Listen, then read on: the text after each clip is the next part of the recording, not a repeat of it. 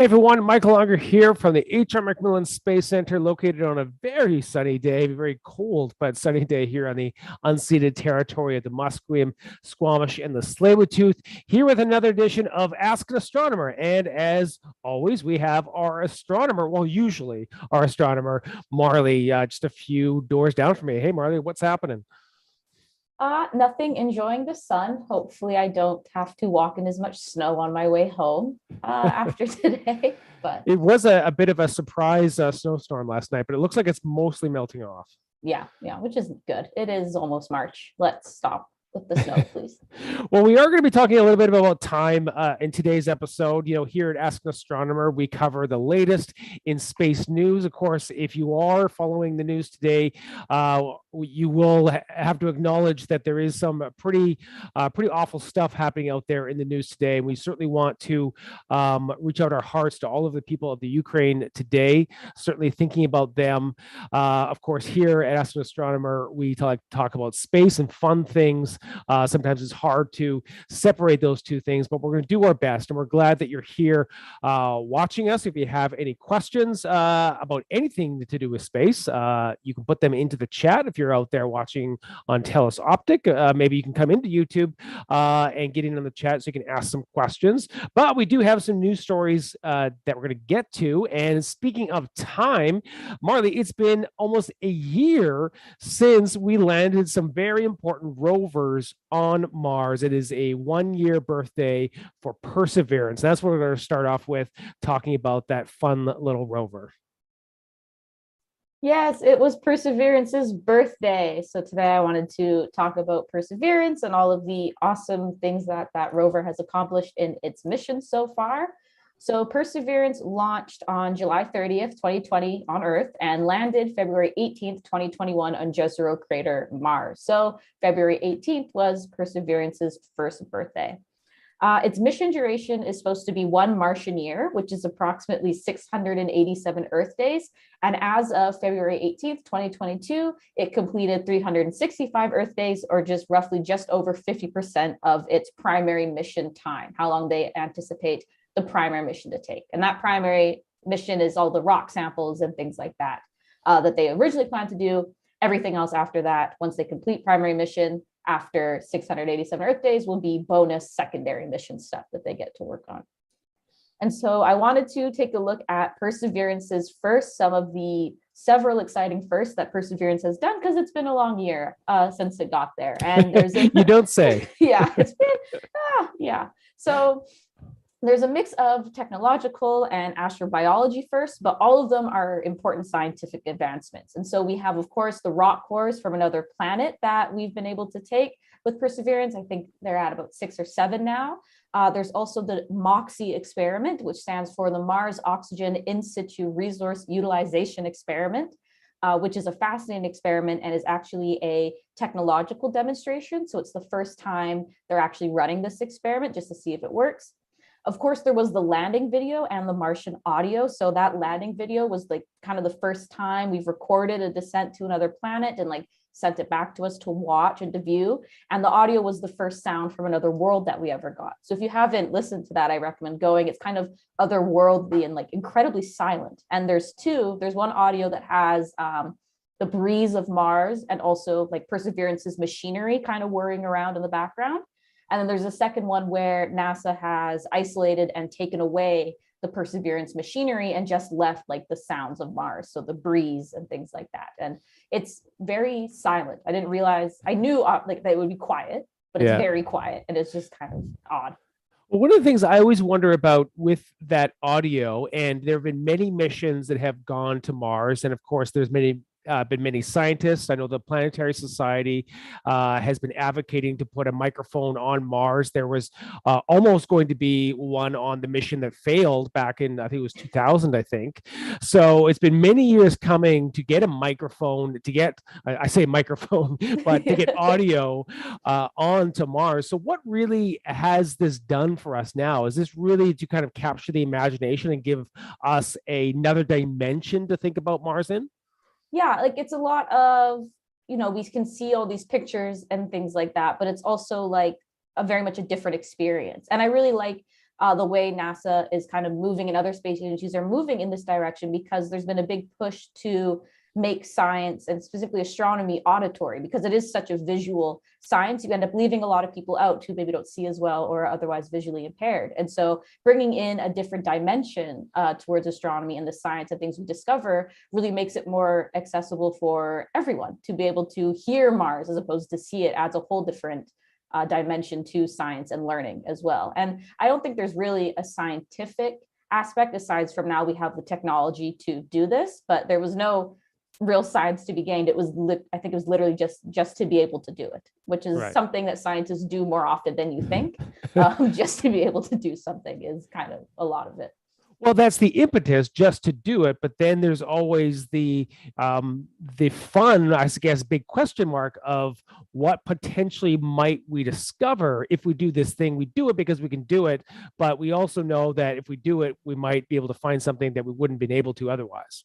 Yeah, it's like we can do this for fun, and if something happens, good, bonus. Let's keep doing it. Gives us more reason to try random things again, later on. But it's like a great sound. Yeah, I like that you also use the word fun as well. I don't think many public out there think about scientists actually just like doing things for fun, as if they're in their backyard just playing with their transformers, like I was usually when I was 8 years old.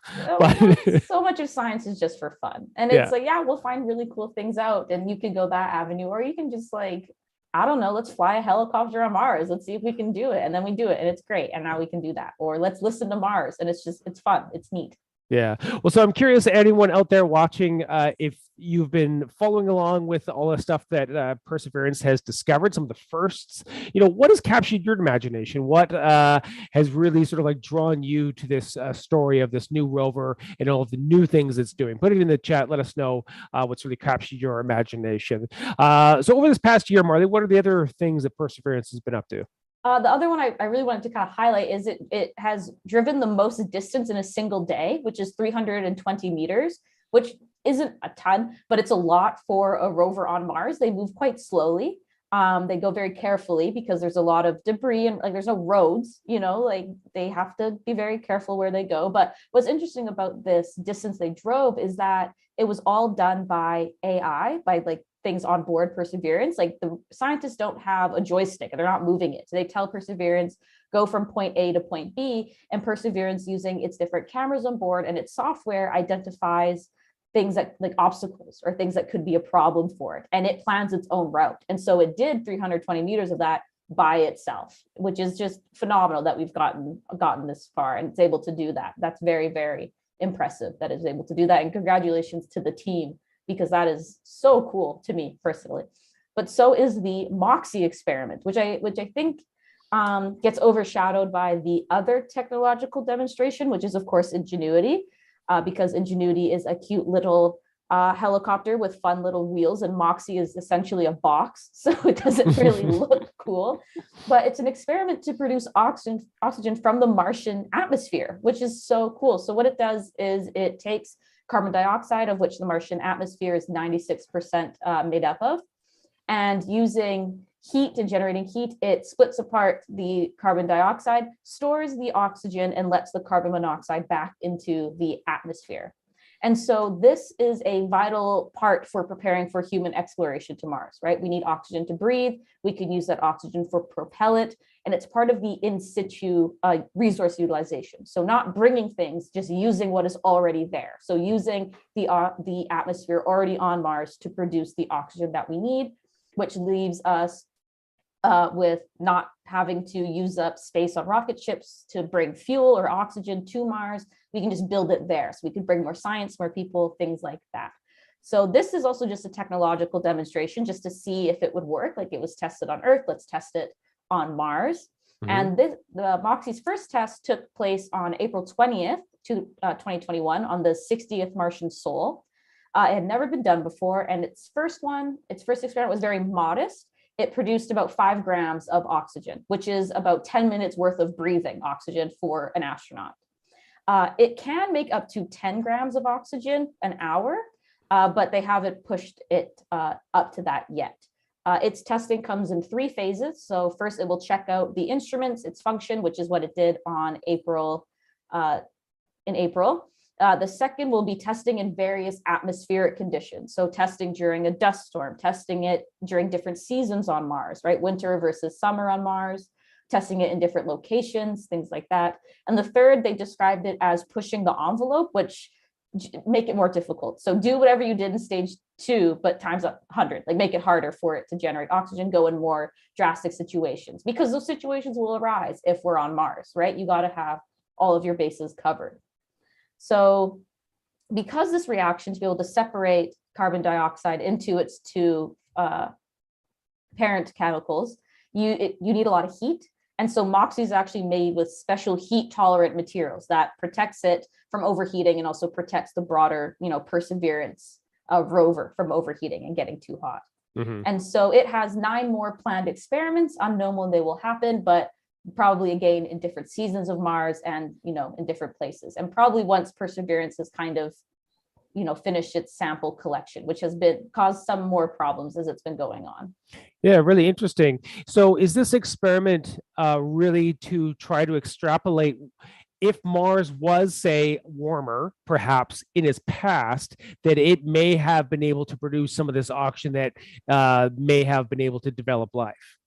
It's not really, because Perseverance is so much like the astrobiology, right? Astrobiology mission looking for life. Yeah. This is more so for when we go there, because this is what Mars is right now. Okay. So when we go there, how will we get the air we need to breathe? How will we get the oxygen necessary for rocket propellant if we need to launch from the surface of Mars? So it's not so much looking back, it's more so looking forward as a possibility, a possible technology for us to use in the future, as opposed to what was happening on Mars back then. Yeah, that's really interesting that now scientists that are going to Mars are now being forward thinking and future thinking with the world, when I think for maybe like the past few missions, it's always been sort of like looking back and seeing if we can trace the history back to what happened on Mars. But now we're thinking, because the future where we see humans walking on Mars may be closer than we think, scientists are already thinking about trying to solve problems before we get to them. Yeah, and Perseverance is an interesting mission in and of itself, because it's kind of both, right? It's looking for possible life in all of its sample collections, but in the sample collection mission, it's storing them for future retrieval, right? So Perseverance has this very interesting middle of the road, whereas Curiosity was very much look at the past. Perseverance has been look at the past and prepare it for the future kind of mission vibe to it. And of course, almost with all missions to Mars, we're going to be talking about rocks. So let's talk about some of the interesting samples that Perseverance has collected. No, I love the Perseverance sample collections. These are cores 1 through 5. I think they now have a 6th or a 7th. They keep coming in really quick. But even this has thrown several curveballs to the Perseverance team. You'll remember way back when they tried to do their first sample collection, it didn't work, because the rock bits, it was basically turned into dust. It crumbled. And so it wasn't able to seal anything. It all fell out. And they've actually been testing on Earth, trying to recreate that. They have duplicates of Perseverance and its drill. And so they've been trying to recreate that type of, find a rock similar to the rock that they drilled into, to recreate that fine powdery dust they got, to try to come up with a solution. Because the fact that rock crumbled, makes it an interesting rock. Why did it crumble like that? And so they want to be able to do that. But they did successfully get a bunch more samples from different rocks, which is very fun, all different kinds, all very interesting. But another curveball hit in that rock bits got stuck in the bit carousel, which on December 29th, 2021, and it was becoming a problem. The tube couldn't close, all these things. And now the problem was, how do we get these rock bits out of the way? Because they won't go in the tube, but they won't come out. And basically they just gave the drill bit a spin and a shake, and it spit out all of the bits. But just continual problems. Even we think we can get 5 in a row, you'll get a curveball, right? 5 or 6 in a row, Mars will throw something at you, and now you've got to figure out this problem. So fun, so interesting, so much more to come with Perseverance. As we've been thinking about time, this is the 1 year birthday party for Perseverance. And even just thinking about your time here, Marley, when you first started on, Perseverance had already landed. If we think about our previous astronomer, Rachel, when she was just getting to the end of her time here, Perseverance landing on Mars was the big story of the beginning of last year. Mhm. And the next big story that really has been your focus, I think, for the last couple of months has been the James Webb Space Telescope. We have been anticipating it for many years, finally got launched, and now it's up there, and we've finally started to get some images from the James Webb Space Telescope. Yeah, we've gotten some images. The James Webb Space Telescope, or as my grandfather calls it, his telescope. And when he talks to me, he goes, "How's my telescope?" And I'm like, "It's fine," but has gotten some images. Hold on, back. is it because his name is James? His name's not James. No, it's just he just really likes it, I guess. He sends me articles about it all the time. It's awesome. Okay. No, his name's not James. His name is Jack. Hi, Jack. He watches. Hi, Jack. Yeah. So this is an image from Webb. And it doesn't look like anything because it is actually 18 images or organized dot, not really an image, 18 dots of starlight from their target star, which is named HD 84406. So just a star that they are looking at to align all of its mirrors. So all of these points of light that we're looking at are actually the same point of light. Yes, but it's hitting off of 18 different mirrors. Wild. And they're not all aligned the same way. So this is an image from NIRCam, which is one of the instruments on board that is doing the alignment. And it also had another camera, a special imaging lens designed to take pictures of the mirror segment. So this is actually an image of the primary mirror, a selfie of why am I calling it Perseverance? Webb's primary mirror. And this this image, this lens is not going to be used for science. It's only used for engineering and alignment. So it's not going to take any other pictures. This is so the engineers and alignment scientists and specialists can see what's going on, make sure everything looks the way it should. And it does. It looks like that beautiful hexagon shape that we've become so fond of and spent so long building.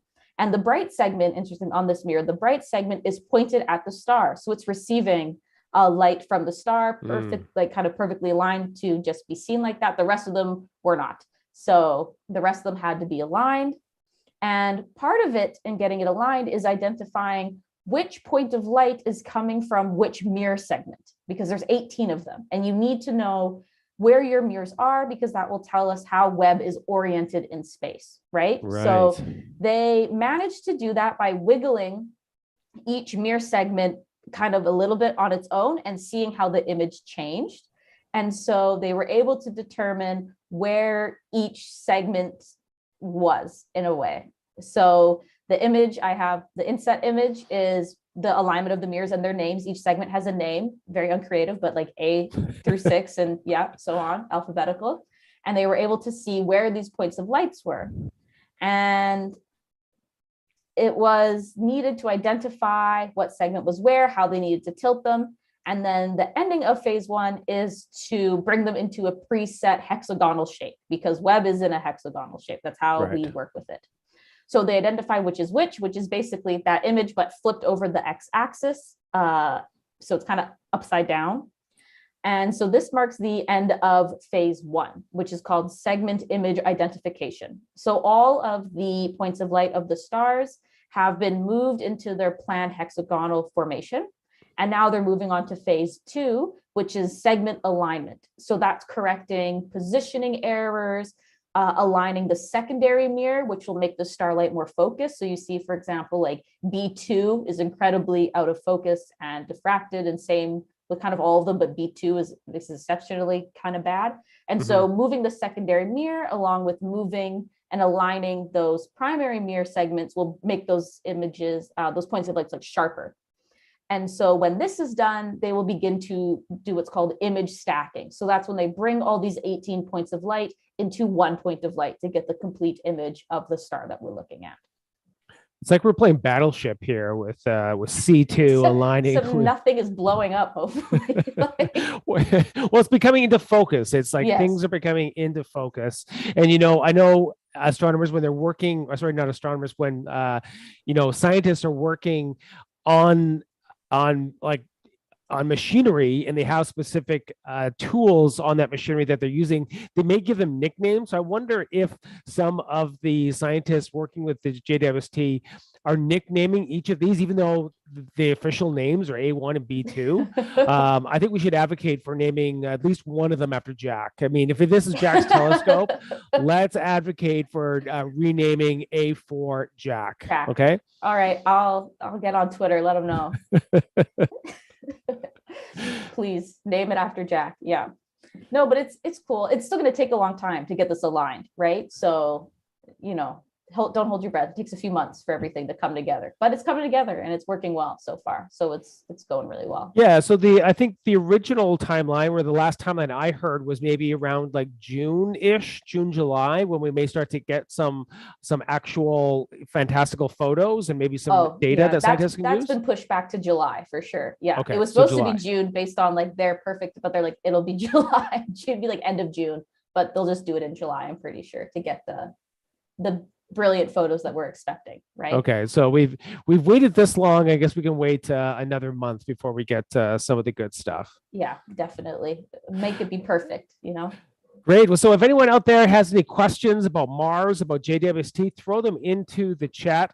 We've got some bonus stories that we can get to before we wrap up this session of Ask an Astronomer. So Marley, last week we had for another in-person event.